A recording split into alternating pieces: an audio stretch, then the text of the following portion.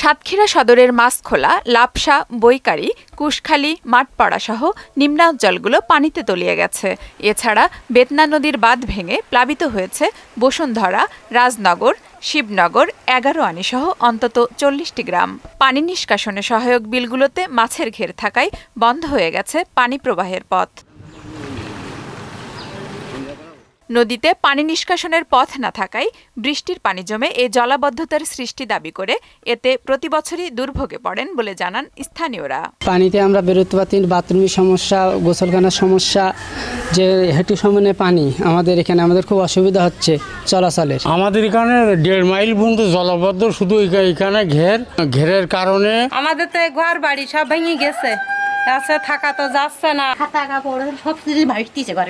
জলাবদ্ধতা নিরসনে পদক্ষেপ নেওয়ার কথা জানালেন উপজেলা নির্বাহী কর্মকর্তা। যে সমস্ত জায়গাগুলো জলাবদ্ধতা ছিল, আমরা বিভিন্ন যে বাঁধের মুখ আমরা খুলে দিয়েছি এবং পাশাপাশি আমাদের বেতনা নদীটাও আপনারা জানেন যে বর্তমানে বিভিন্ন খননের কার্যক্রম চলমান থাকার কারণে বন্ধ ছিল।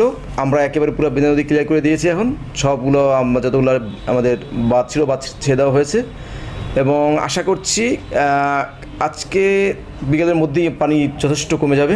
গত কয়েক বছর যাবৎ ঘেরের সংখ্যা বেড়ে যাওয়ায় বৃষ্টি হলেই জলাবদ্ধ হয়ে পড়ে এসব এলাকা। আফরিন পপি, মোহনা সংবাদ।